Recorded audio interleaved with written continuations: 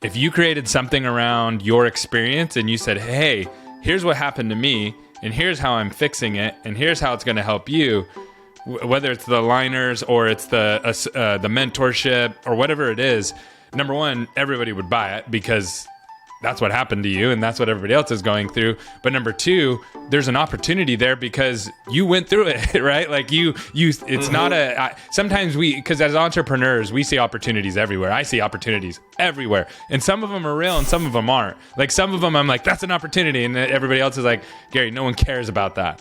But what you experienced is a real opportunity. If you're comfortable, you're not growing. Welcome back to another episode of Dental Marketing Theory. I'm your host, Gary Bird. I'm the CEO of SMC National, where we help dental offices like yours have predictable new patient flow. And today, I got a doozy for you. My friend Avi, Dr. Avi from Instagram. We actually met on Instagram, and he posts a ton of great content, and he was interacting with me, and I was interacting with him. And finally, I was just like, we should just do a podcast because you have a lot of cool stuff that's going on. And I also think that you have some really unique perspectives that are going to change maybe the way other people think about the world of dentistry, which I love hearing from people like you. And so, first of all, I would just love if you could just tell us how did you get into the dental space? Yeah, my story kind of starting out wasn't, you can go back to like high school, but that's kind of when I originally got exposed to dentistry. My uncle was a dentist. I spent, a summer kind of just shadowing him in his practice.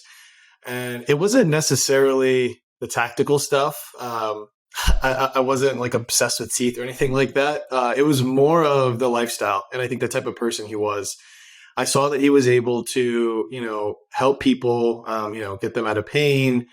Everything that you see and hear about that dentists are able to do.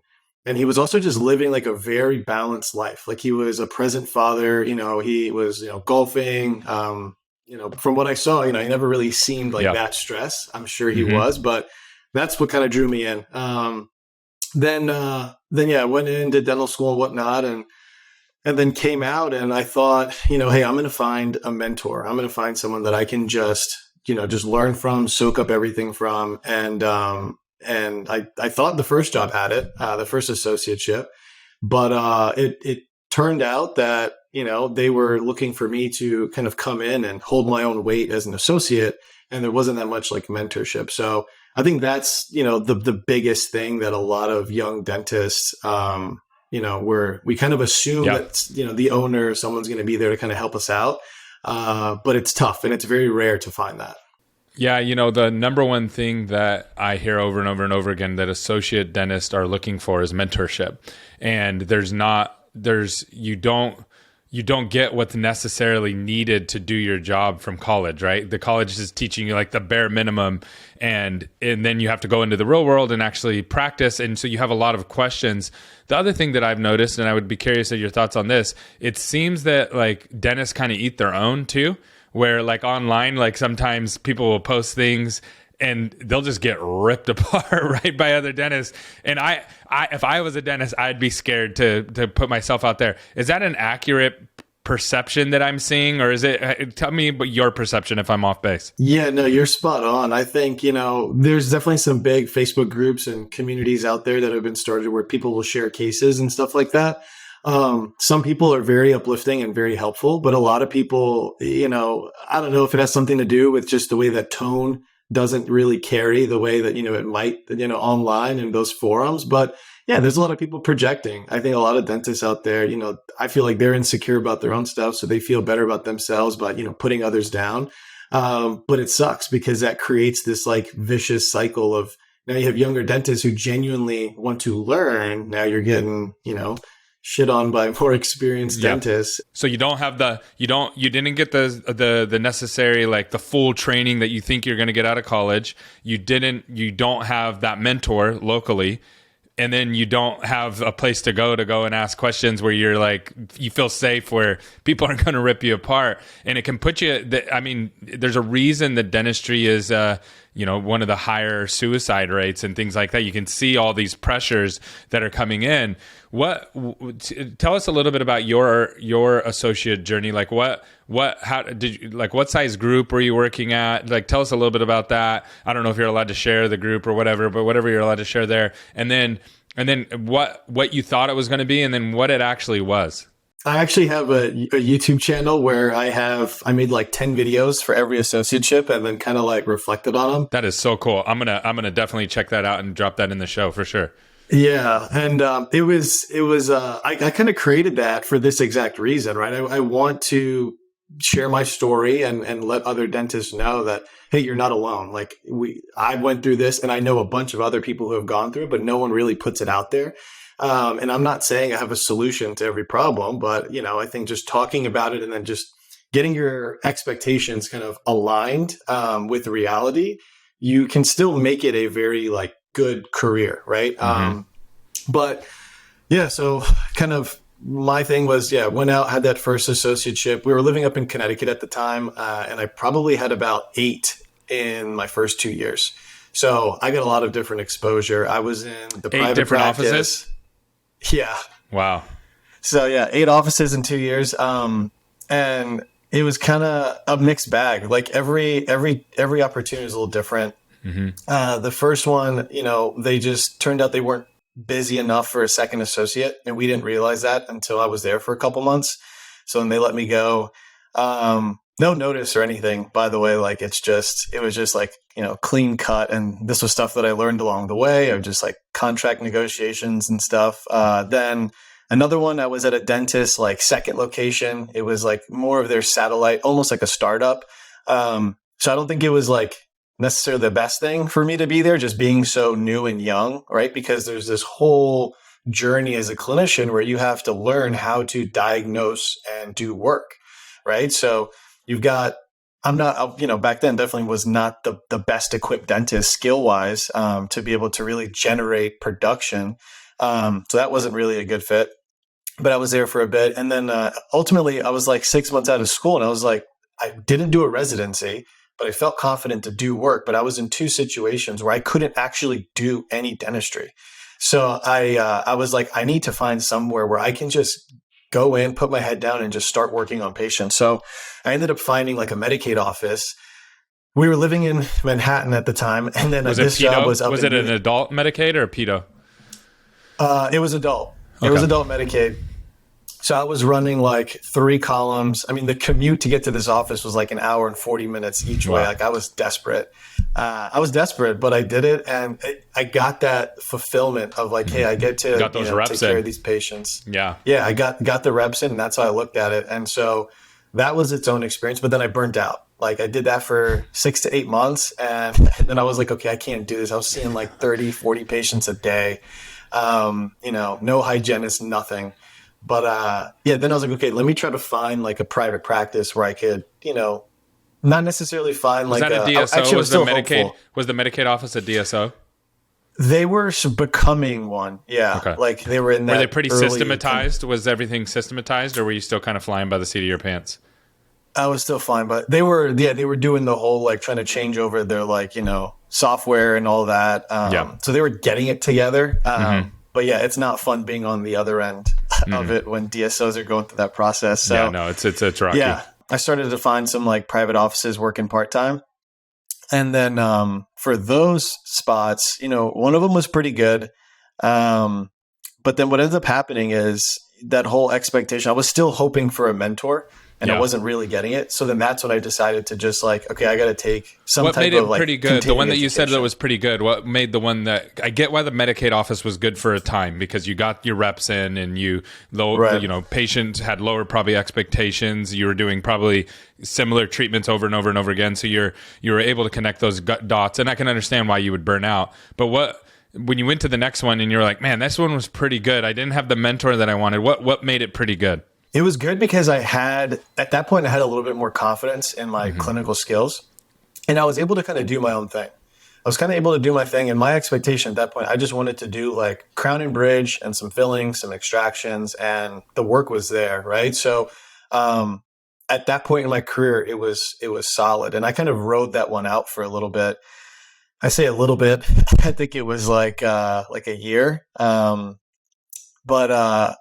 then, in and out of other spots too. And we can go make a whole thing on that, but it was, yeah, that one was good. And then another one was, I was there part time, and the owner, I had connected with him. It was actually pretty unique because we connected earlier on in the year, and then he had a need to, his associate was leaving. He wanted to replace him, and he was like, "Hey, I'll groom you, I'll teach you." So I was like, "Oh wow, this sounds great."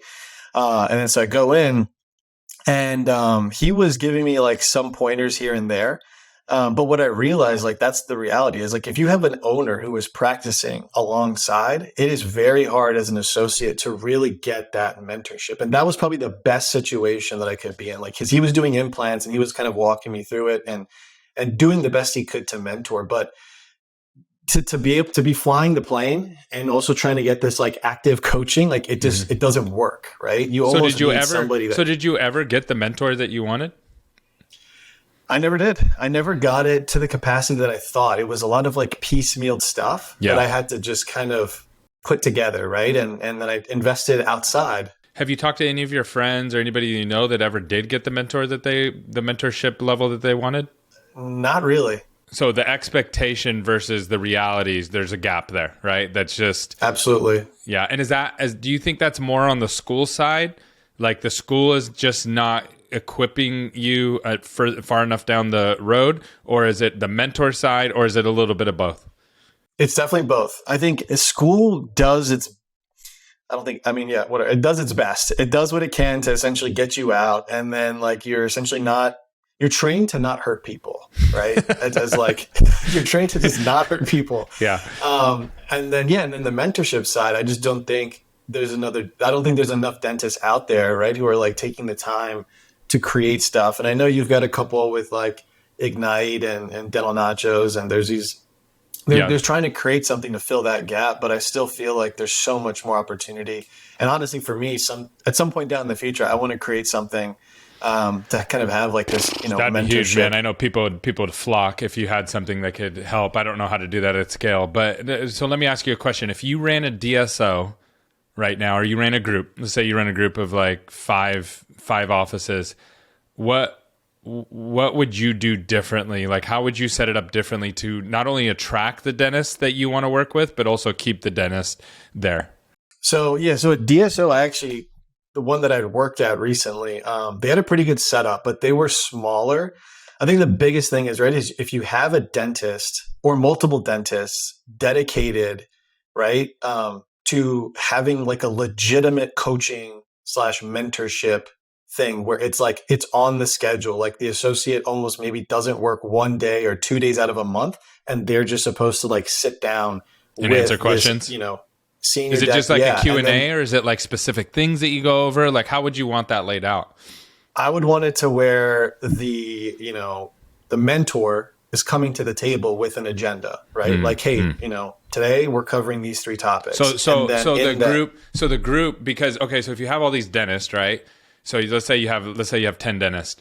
And so what I hear you saying is like, okay, we need to, first of all, get them time to be able to do it. But then someone also has to have a system, because they're not going to have an agenda necessarily, because they're busy working, right? So they're busy cranking stuff out. So someone up above with a clinical background is going to need to sit down and say, okay, here's the flow that I want to work people in. And then also you probably need the mentoree to give feedback too and say, well, I don't want to learn about implants yet. I'm not ready for that. I want to learn more about this treatment. Is that right? Yeah. And the mentoree should be able to, like, mentee or whatever you want to call it, should come to the table and be like, hey, these are like 3 challenges that I had this last week. How would you solve for this? Like, what's a better approach? So that way you're getting a lot of like tactical stuff that you can implement immediately, but then also you're getting the benefit of the mentor where they can see the challenges that are coming up, right? I think that's like a very good way to do it. I think a lot of DSOs do the right thing, like of just like giving this like stipend, right, for the associate to kind of use for continuing education. I think that's good. But I do think that like you have to, if you really want that next level, I think is you have to have something have a program dedicated to that internally. You do that, you could attract associates and you could keep them, because you got to remember, not every dentist wants to be an owner. Yeah. Right. Like, I mean, for me, like, I'm still not an owner, but like coming out, like, I was just like, why can't I just be like an associate and then like kind of make good money, like not have to worry about everything that comes with ownership and just focus on that, but then also be able to like live my life outside. How many people do you think, like, what's the mix right now coming out of school? Well, if you had to take a guess, of people who still have that entrepreneur, I want to open my own practice, versus, you know what, I'm good with just going and working for somebody, and I just don't want the headache, and I just want the mentorship and go from there? I would say it's probably 70-30, leaning towards wanting to be an associate. I think what happens, yes, I think what happens is early on, they get burned at a couple of these jobs. And then that's when dentists are like, screw this, I'm just going to go open up my own shop, which is the worst thing, because none of those dentists are equipped to be business owners. None of them. Yeah. Right? Like, you know this, you've seen it, but like, it's just, they're not. And so it's all coming out of a place of they're doing it because they think they have to. And to some degree you have to. I think I'm probably one of the rare cases of going through, 11 associateships in 4 years. That a lot of people would have just they would have just been like, I want to own. But I knew that wasn't for me, because I was like, I don't want to put so much, that's not what I want to be doing. Right. Because I'm an entrepreneur, but I didn't want that to be kind the of thing. It didn't make entrepreneur. sense. Yeah. No, not that. Yeah. It's a very particular kind of entrepreneurship, and it's hard too. It's not for the faint of heart, for sure. So where are you at now? Like, where are you at in your journey now? What kind of office are you at? If you can share the office name or whatever you can share there, like, what's your relationship with like now, and what are you doing there? Yeah, so I'm actually going through a transition right now. I'm finishing up at a private office. I think it's a good office, but the kind of where we're at going into this, it was supposed to be a little bit of me and the owner kind of working hand in hand. I was going to lead more of the clinical. He was going to lead more of the admin. But then I just think, and we'll get into this in a bit, but I've also created an online program for dentists that has started to skyrocket. So I want more time dedicated to that. So I just wasn't able to commit as many clinical days. And so the owner himself, like, he's looking for an associate to really come in and basically run the show at the office, which I think is a great opportunity, but that's not the direction that I'm heading in. So I'm actually about to start at a group practice here where I'm friends with the owners, and they have a need for basically a part-time dentist, right? A dentist to come in 2 days a week, just because they have just a bunch of patients coming in, and the way that they run their office, it's a little bit more catered to like the millennial patient. A lot of Invisalign, a lot of what city? just, what like, city is that in? restorative work. Austin. Okay, cool. Okay, so that's really cool. Okay, so now so you knew you wanted to be an entrepreneur, but you didn't want to be a dentist entrepreneur, if that makes sense. You didn't want to open up your own dental office, so you decided to go a different route. Tell us a little bit about that route where you are working with dentists and around clear aligners. Yeah, so basically you rewind to when I was at the DSO, like for about 2 years ago. That was at a point in my career right before the pandemic. I was burning out on just bread and butter dentistry. So during the pandemic, I invested in CE. I learned implants and I learned how to do aligners. And then I went back to work, and then the owners at the private offices that I was at up in Connecticut, they were like, hey, just focus on root canals, focus on this stuff. Like, aligners aren't profitable. And I was just like, that doesn't make sense. I was like, I'm hearing the opposite. Yeah. But a piece of plastic you can sell for $5,000 that the robot does most of the work sounds pretty profitable. Yeah. If you do it right. So I was like, yeah, that's the thing. It's he wasn't offering it. So he didn't actually know how to offer it predictably. So anyways, I come to the DSO. They're like, yeah, we have the iTero, we fully support you, run with it. And so I started taking off. I started like 50 cases in 6 months. So I was cranking it. And then the reps were just like, what are you doing? What are you doing? And then I was like, what do you mean? I'm talking about it. Like, I'm doing it. And so I had a mentor, Dr. Blocker, and she was kind of helping me out with just cases and stuff like that. And then I started to teach my coworkers. So one of the doctors I was with, he had been a dentist for like 25 years, but he was at a point where he'd sold his practice in California, moved to Texas, was just kind of cruising as an associate, but was open to learning. He started doing aligners. So you were and he was like, mentoring. So you were mentoring the younger guys, mentoring the older dentists now, right? That's pretty cool. Yep. Yeah. So I was like, it felt great because he was able to do it and he saw it and he's just like, wait, this is awesome. It's a game changer. It's great for the patient. I mean, it's good for production, the laundry list of benefits. Right. And then so I went to the DSO and I talked to leadership like, hey, could we like carve out like a role for me, like some director, an in-house director or whatever. And they were open to it, but then they were like, hey, this looks like a really big undertaking. So they were just like, let's not. And then I was like, okay. And then my wife was actually like, hey, why don't you just go consult, right? Just consult with some of the dentists that you know. So I started doing that. And then, some of the docs I was working with, they started like 25 cases in their first 2 months. So wow. I was like, okay, like this curriculum is clearly working. And then at that point, I was like, how can I scale this? And because it was just really hard to do one-on-one while practicing full time.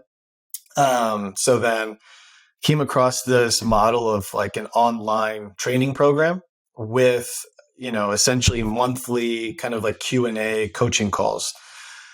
And so that's what I've been doing. And it's not just Invisalign focused, it's clear aligners. So it's, all brands. I'm teaching more as a general dentist. Yeah, you're teaching more of the skill set of how to sell clear aligners, whatever brand it is.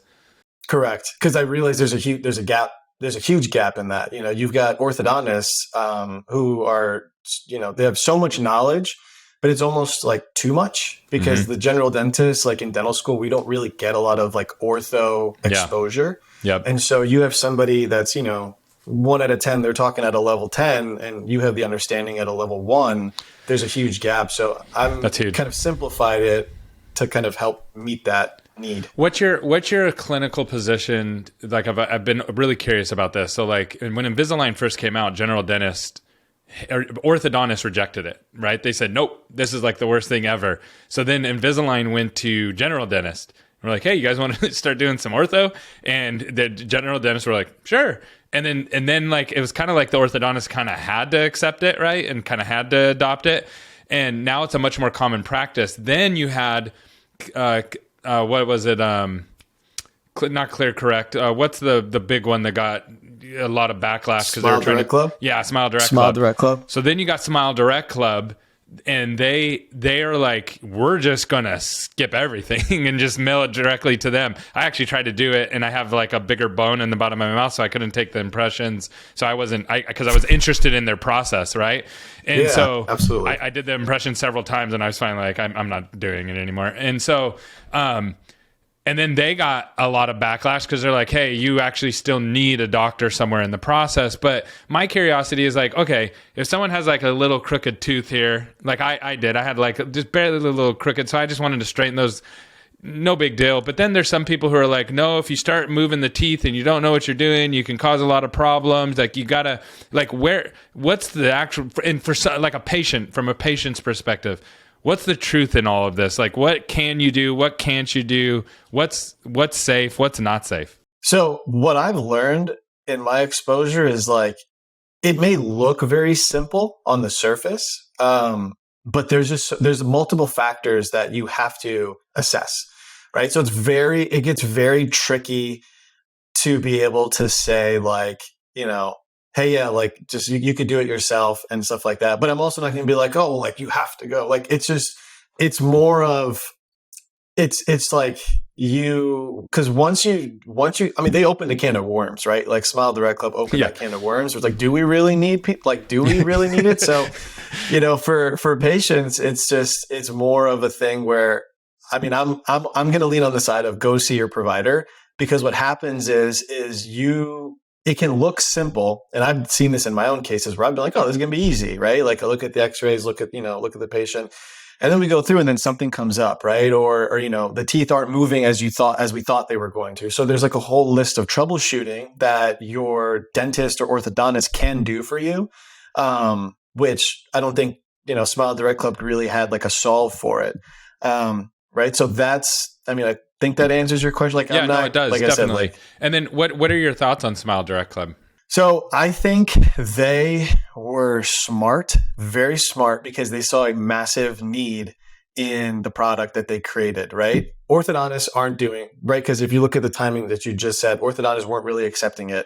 And then Invisalign went to general dentists, but general dentists weren't really running with it either because they were starting it and then they were running into like problems. Like patients were getting, you know, what you call posterior open bites, which is where the back teeth don't touch because the movement up front wasn't done correctly. And so a lot of dentists were afraid to do it. This was probably the generation right before me, right? So then now you've got you got millions of dollars in advertising, right? Invisalign has been advertising aligners Millions, for hundreds years. of millions of dollars. They had to re-educate the whole market. They had to re-educate dentists and they had to re-educate the consumer as well. Correct. So that's why it's like, so you have this huge, and so Smile Direct Club was just watching, I'm sure, and was like, wait a minute, we could just go right to them because patients wanted it, right? You had patients like coming into dental offices wanting this. So when I talk to dentists, like I kind of tell them like, listen, like, you know, the ones that hate Smile Direct Club, like, you can't hate them. Like if you've been a practicing dentist for, you know, over, you know, 10 years, like you're part of the reason why, and you're not offering aligners, like you're part of the reason why Smile Direct Club was able to have success. Because if you were to just educate your patient and talk to them, they would, you know, more than likely they're doing treatment with you. They're not doing the mail order. You know what I mean? So now kind of where Smile Direct Club is at, you know, you've obviously seen it play out, but I think it's also like a unique time because there's so many other brands that are starting to come about where their plastic does work. But general dentists need to, you know, get the education to either one, offer it themselves and do the simple, straightforward cases, or talk about it and get these patients to the orthodontist. So that way you can actually treat this problem. Otherwise, you're gonna have these do-it-yourself brands, you know, continuing to still have a heartbeat. Got it. Okay. So yeah, I totally agree with you. Okay. So what are your thoughts on, like, tell me a story about when you have helped somebody, like a specific story, one person that they blew it out of the water. Like you came in, you helped coach them up, and some of the results, cases they sold, how much money they made off of that, and you know the great outcomes that they saw with their patients. I think probably my favorite story is a dentist that I worked with where they had zero experience. They had heard everything that you could hear about aligners and the benefits and, you know, what it could do. And they really wanted it, but they were afraid to start, right? They just didn't know where to start. And so like they'd watch the modules and whatnot. And then they found me through Instagram. And then they took my course. And, you know, afterwards, they didn't really have like that many questions. But then I think once they started to talk about it, they started to see that they had more patients interested than they thought. Mm-hmm. And so then they were just kind of like, oh crap, like how do I do this? Right. And so it was nice because I could kind of work with them. And their practice was like, it was not like some fancy, like, you know, fee for service. Like it was an insurance-based practice. PPO. But they had that demographic of a lot of patients where they had braces when they were kids, they didn't wear their retainer, and they had relapse, right? So it was just sitting there. And so, you know, the first month after they worked with me, they had about 8 case starts. So that's like around $40,000 in revenue. How big of an office was it? Like how big was it revenue wise before that? Was it they're doing 100,000 a month? 4 ops. Yeah, they had like 4 ops, so 2 hygienists, and then the doctor's working out of 2 chairs. I think so. Probably overall 80, the practice 60. Yeah, thousand a month. Not that high. Okay, so that's a huge jump. $40,000 is a huge jump for them. It's not 100% jump, but it's getting up there. Yeah, I mean, for myself, like when I did it, it was for any dentist who's not currently doing it, and if you're just doing like basic restorative dentistry, you can double your production easily, because the way the scale works, right? So with them now, they do like 10 to 12 cases regularly, like every month. And there was like a little bit of a lag period because what happens is when you talk to your patients about it for the first time, probably 10% of them will actually commit on the spot and say yes, because they've already been thinking about it. They wanted it. They were primed. A lot of them, though, you're planting the seed because you haven't talked to them about this before. It's the first time you're talking about it. It's $5,000. It's a commitment.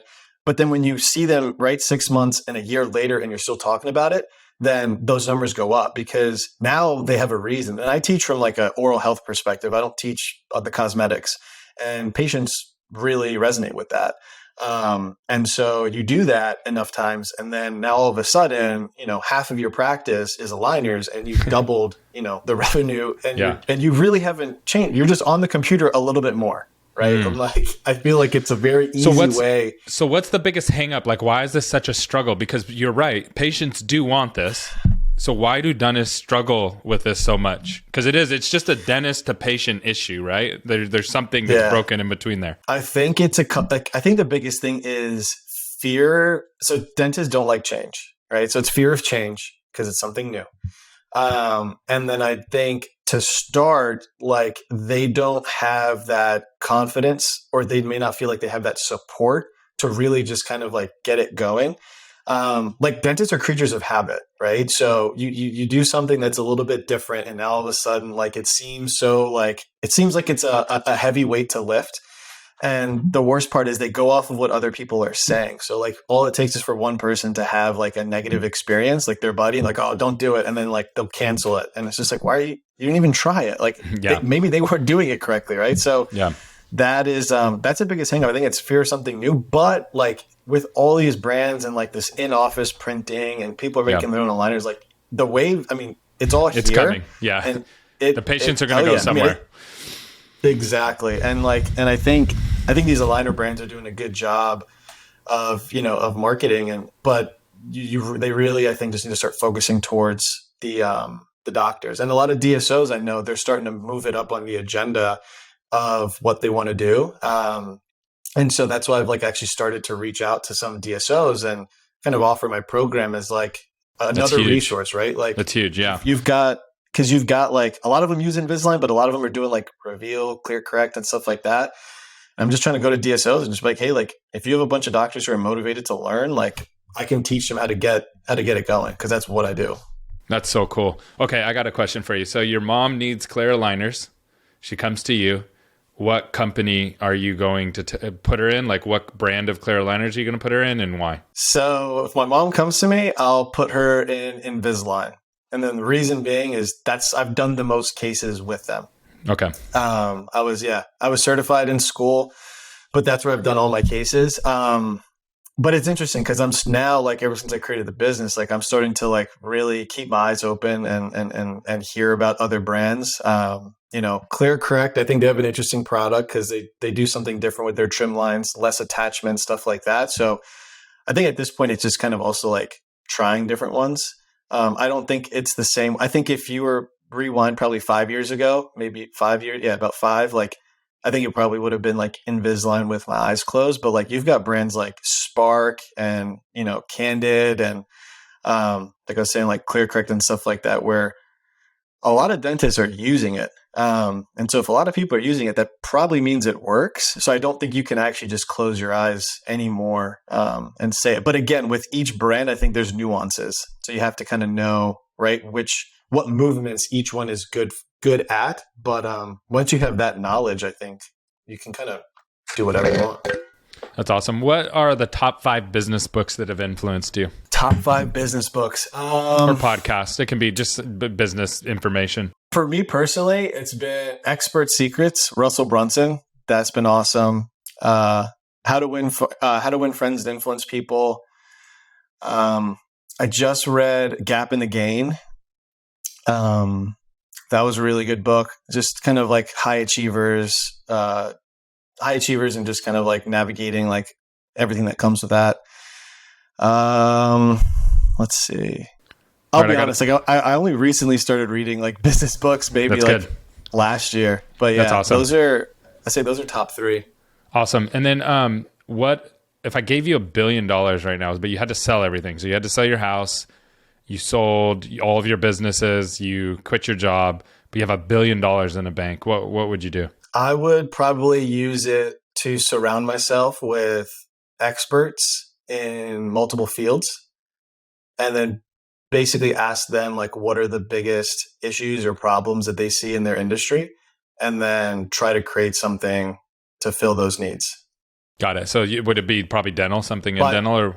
I would do part dental. Yeah. I think I would start there. I think for me, like I've always been wanting to pull away from dental just because of all the trauma and failed associateships. But I think dental as an industry, it's slow moving, but there's so much, but like there's so much Have you potential. ever read There's the so book much The opportunity. Obstacle is the Way?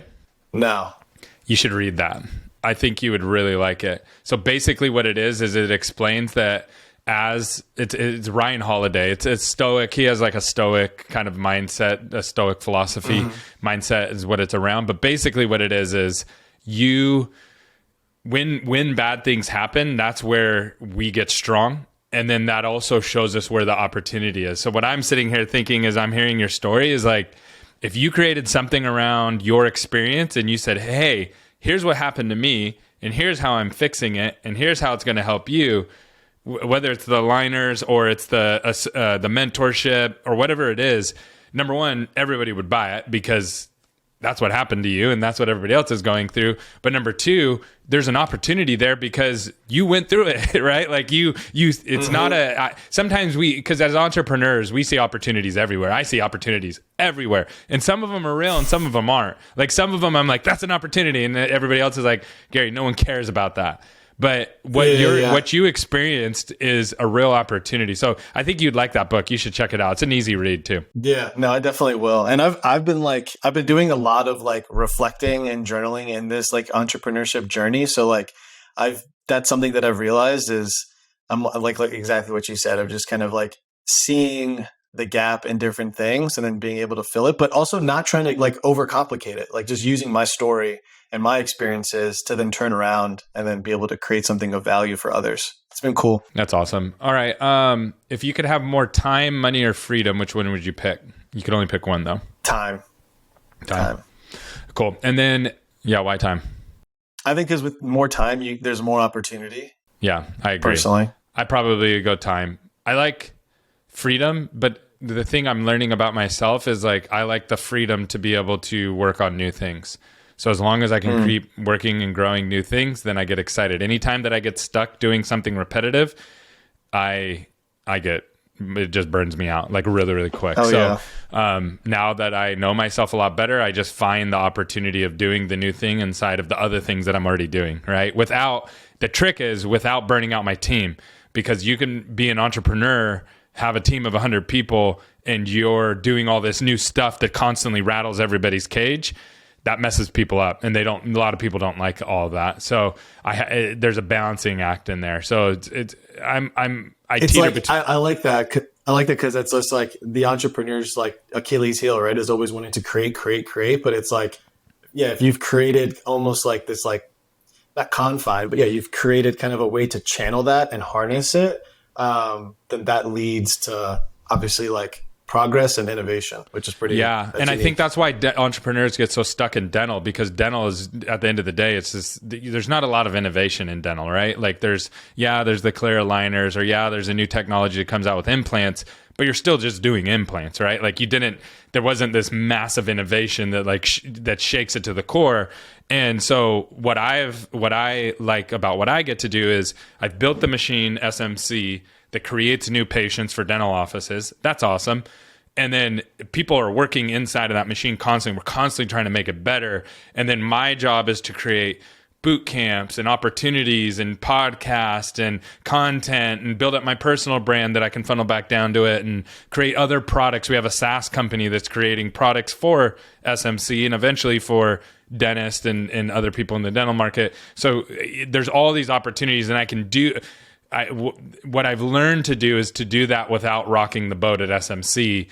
And that was hard because I used to totally upturn everything. It was just like flip the table over and we're doing this new thing. And it's like, it would give people such this is working. Like, can you like relax? Like this is working. This is fine. Exactly. So learning that's hard to do though. That's a hard learning that balance of like, shut up, be quiet and let people do their jobs and then go play over here in your sandbox. Like figuring that out was huge for me. And that's really, really helped me a lot. It's good advice. Yeah. Okay. So question for you. Last question. Assuming every single person in the dental industry is listening and watching right now, what would you say to them? Don't be afraid of change. Don't be afraid of change and invest in yourself.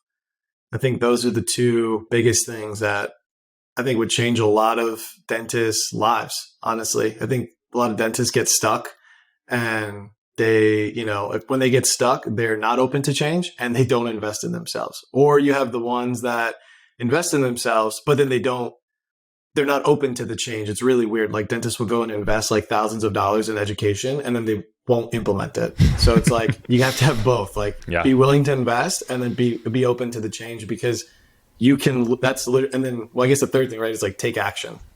Those three things. Pick where to take action. Yeah. And I 1,000% agree. Well, awesome. You did a great job today. How can people reach out to you if they want to learn more about the clear aligners and they want to get coached up on that? Yeah.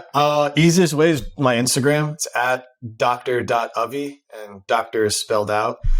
From there, the link's in my bio, but also I respond to all my DMs.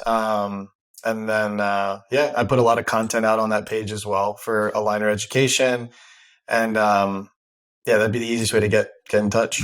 Awesome. Well, great job today. And make sure you guys reach out if you have any questions. And I have some questions for you off air. So I'm going to end the episode and I'm going to ask you some stuff now. Thanks so much for coming on. Awesome. Thank you so much.